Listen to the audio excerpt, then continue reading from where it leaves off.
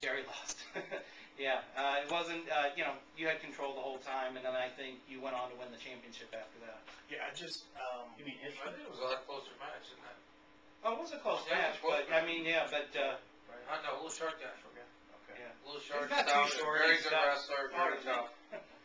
You know, I think my first tournament may have been one of JW's tournaments, actually. I think That might have been, because you were coming It was the straight first from time we wrestling. never heard of you and saw you. Yeah, that was it. that was when I first started jiu-jitsu, and I was still a white belt.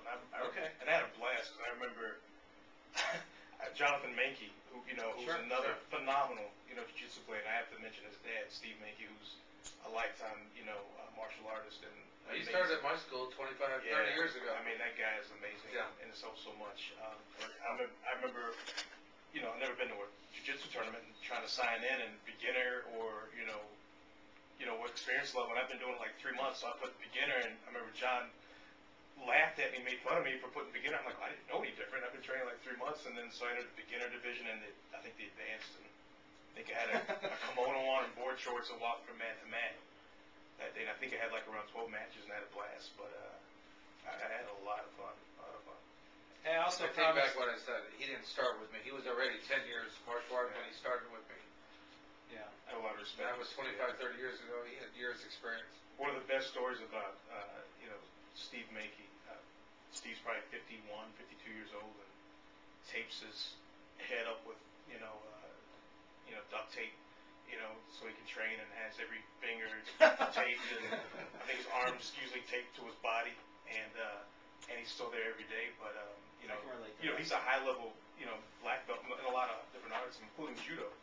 And he took a picture with a bunch of other judokas around the country that are, high level. And this is when Steve was still a blue belt. He took off his black belt and got his jiu-jitsu blue belt and put it on and stood in the picture all proud and said, "This is the only belt I have that means anything to me." And that's when I really started to understand, the depth that was, contained in jiu-jitsu and the training and the brotherhood. And every martial art has merit, obviously, so I'm not taking anything away from that, but just the level of respect that I gained for him, and realize that you put ego, aside and learn for a guy that's been doing something that long. You grab that other belt and be like, yeah, that meant a lot to me. So Hey, Jay, help me out here, because real quick we were talking about J.W. Wright, and he's opening up his new location this weekend. It's May 2nd is going to be the opening date. Right. Do you know where that's going to be? Yeah, I at? know 'Cause didn't exactly get the where it is. It's on 94 and Harvest, and there's a vet. I think it's a bar that's there, and it's right next to the bar. They're right at Harvester. I mean, dead on the right Best side. martial arts schools are always next to bars. Right. I always end up next to a bar, I swear. Don't go over there after class. It never works out. That's No, it's vet, and he's in the shopping mall with that. You'll see it. It's right on the corner in the same little shop, a little strip center right there, and he'll have the sign up and everything. It's a nice place. J.W. I went by this week to see will it. do that. I've been involved in 3 martial arts schools over the years, and every one of them ends up in a strip mall next to a bar.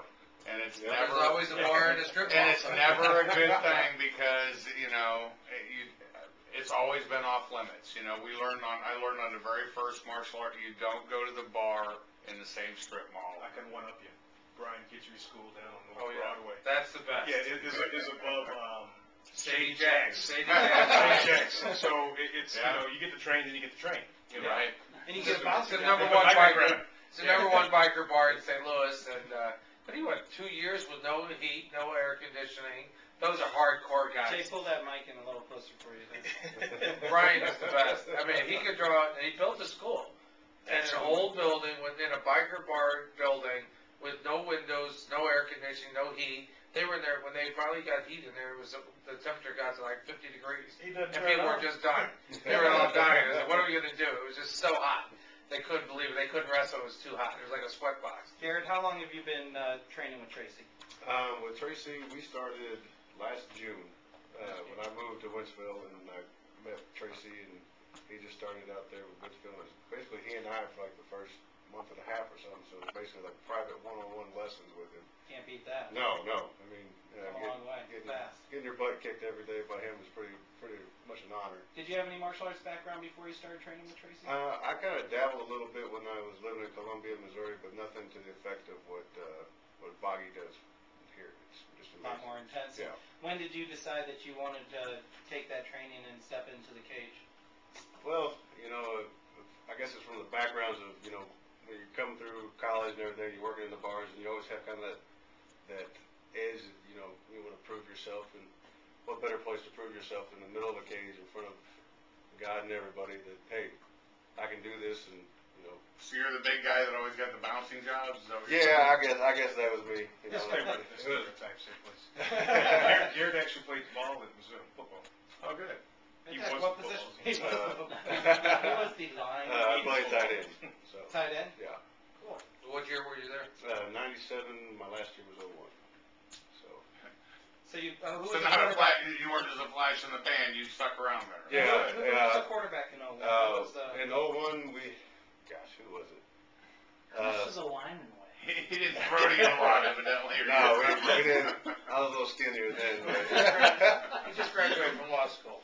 who's that? The Corby. quarterback. Corby Jones. Jones was our quarterback from Okay. 97 and 98. That's when it So you were started on getting the stall? exciting again. Stahl had left already.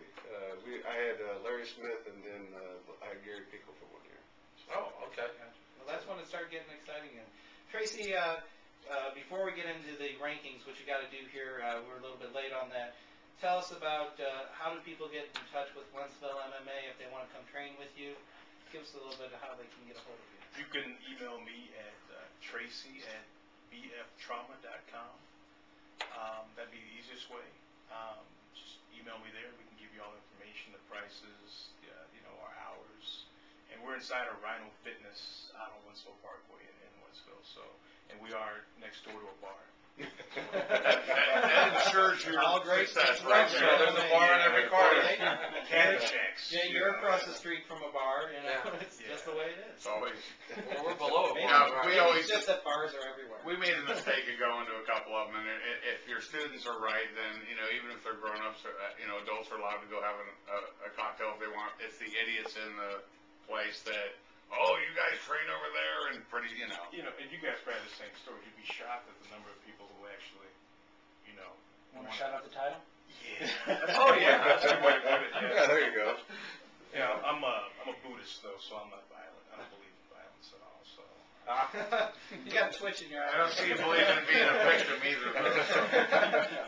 But carried by sixth and judged by 12. There you go. There you go. I was gonna say, if you're a total pacifist, I'm gonna have them film this while I get to beat you up so I can just have bragging rights. All right, guys. Buddhist might be one. I always get real excited about our rankings here, and we're getting ready to rank the 135-pounders. I'd like to ask you guys to stay, because I think you may know some of these guys. So, let's start at number 10.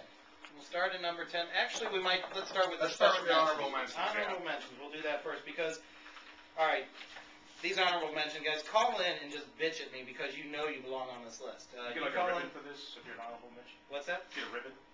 You get the honor of being an honorable mention. Yeah, you got. Just get a ribbon. Yeah, it's a good point. We should start doing some kind of certificate, and that's not a bad idea. We haven't done that yet, though. Well, If one you do thing, want to call in and comment while I'm ranking, which I welcome, it's 866-626-2604. and I wanna remind you guys, if you're not getting ranked, it's because we don't know about you, okay? You Good need point. to contact us, trainers, promoters, fighters, let us know about your athletes so that we do, have the ability to promote them and yourselves and let people know about them. And with all that being said, I am not sorry for this list that I created, because I know the people who told me about these guys know what they're talking about, and everybody on the list belongs on the list. But every one of these special mentions, when I name the top 10, you now have a hunting license. You know where to go and how to get on the list. There's a few of these, I saw the list, there's a few guys here I'm surprised that aren't on the top 10, but they're in honorable mentions, so it's Yeah. interesting. There's really no order to the honorable mention. I didn't do, it's not like range 1 through 15, 10 through 15 or All right, you're whatever it killing is. us. Let's get to it. All right, I'm on it, man. I'm on it. Then when I was 5, yeah.